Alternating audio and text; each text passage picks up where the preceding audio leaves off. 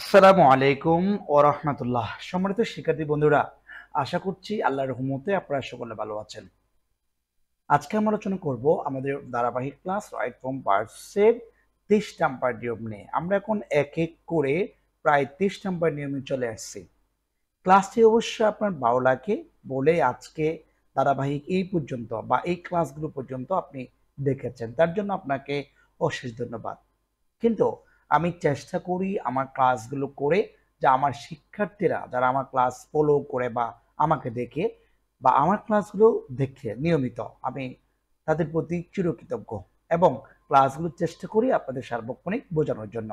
আজকে আমরা যে নিয়মটা আলোচনা করব 23 নাম্বার, এটি কিন্তু আমাদের আর 2-3 জায়গায় আছে ইংরেজিতে। বিশেষ করে আমরা দেখতে পাচ্ছি এখানে যদি কখনো কোনো একটা বাক্যের মধ্যে ক্যান নট হেল্প, ঠিক আছে, আমরা যদি দেখতে পাচ্ছি কখনো কোনো একটা শব্দের মধ্যে আপনার যদি ক্যান নট হেল্প অথবা কোডন্ট হেল্প, এই দুইটি বাক্য আপনি বা একটা হচ্ছে কোডন্ট হেল্প আর একটা হচ্ছে ক্যান নট হেল্প, ঠিক আছে, এই দুটি শব্দ যদি কখনো কোনো সময় কোনো একটা বাক্যের মধ্যে আপনি খুঁজে পান, এরপরে যদি শূন্যাসন থাকে, তাহলে সেই ক্ষেত্রে আপনাকে কি কি বসাতে হচ্ছে জানেন? ভার্বের সাথে আইএনজি বসাতে হবে, ঠিক আছে। আমরা তাহলে এখন এই নিয়মের উপর অর্থাৎ বলছি সাবজেক্টের পর যদি কখনো কোনো সময় ক্যান নট হেল্প অথবা কুডন্ট হেল্প থাকে, এরপর যদি শূন্যস্থান থাকে, সেক্ষেত্রে আপনাকে ওই শূন্যস্থানে ভার্বের সাথে আইএনজি যোগ করতে হবে। সিম্পল, আমি এখানে বাক্য দিয়েছি, বাক্যটা দেখলে আপনারা ক্লিয়ার করে বুঝতে পারবেন। যেমন এখানে দেখতে পাচ্ছি আমরা এখানে হি আছে, তারপরে দেখতে পাচ্ছি ক্যান নট হেল্প, এই যে ক্যান নট হেল্প আছে, এই সাবজেক্টের পর ক্যান নট হেল্প থাকার কারণে ভার্বের সাথে কি যোগ হয়ে আছে? আইএন যোগ হয়ে আছে। এটা মূল শব্দ হচ্ছে ফ্লে, ঠিক আছে, এটা মূল শব্দ হচ্ছে কি? ফ্লে। এই ফ্লে এর সাথে কি যোগ হলো? আইএন যোগ হলো। কেন হলো? এই যেখানে ক্যান নট হেল্প আছে, বাকিটা চান্স আছে থাকবে, এটা আমার দেখার বিষয় নয়। এরপর আমরা দেখবো বি নাম্বার। বি নাম্বারে কি আছে? এখানে হি আছে, এখানে লিখিয়ে দিয়েছে কুডন্ট। তবে দুঃখিত, এখানে একটা শব্দ ভুলে গেছে বা পড়ে গেছে, টাইপিং মিস্টেক, এটা হচ্ছে হেল্প, ঠিক আছে। যদি কখনো কোনো সময় কুডন্ট হেল্প থাকে, আমি একটু ক্লিয়ার করে লিখছি যে যে এল ই পি, ঠিক আছে, help S E L P, যেমন কুডন্ট হেল্প, ঠিক আছে, কুডন্ট হেল্প থাকে, তারপরে এখানে ভার্বের সাথে কি যুক্ত হবে? আইএনজি যুক্ত হবে। অর্থাৎ এই বাক্যটা আমি যদি শুদ্ধ করে লিখতে যাই, আমাকে লিখতে হচ্ছে এই যে সি কুডন্ট হেল্প, তারপর আছে কি going to Cox's Bazar, going to Cox's Bazar, going to Cox's Bazar, ঠিক আছে। আমি আসলে টাইপি মানে এই ড্রয়িং পিটে ক্লাসগুলো প্রথম করছে জীবনের, আর কোনো করি নাই, ঠিক আছে। চেষ্টা করি ইনশাল্লাহ করতে করতে একদিন সবকিছু ঠিক হয়ে যাবে। আচ্ছা, এরপর আমরা পরবর্তী নিয়মে যাবো, অর্থাৎ আমাদের যে 24 নাম্বার যে নিয়ম আছে, এই নিয়মটা আমরা দেখে নিব। এই নিয়ম থেকে অবশ্যই আমাদের চাকরি প্রার্থী বন্ধুদের জন্য মোস্ট ইম্পর্টেন্ট নিয়মটা, এই নিয়ম থেকে চাকরি পরীক্ষা অনেক প্রশ্ন হয়ে থাকে।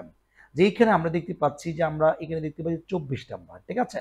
আমরা যে 24 নাম্বার নিয়ম দেখতে পাচ্ছি, এখানে বলা হচ্ছে অনুরোধ বোঝাতে, এখানে দেখতে পাচ্ছি উইল আর তো হচ্ছে ওট, অর্থাৎ কোন একটা হবে, হয়তো উইল হতে পারে নয়তো ওট হতে পারে। বিশেষ ক্ষেত্রে আমি একটু কালারটা চেঞ্জ করে দিচ্ছি, আপনারা ক্লিয়ার করে বুঝতে পারেন। আমি একটা কালার নিয়ে এখান থেকে কালার চয়েস করলাম।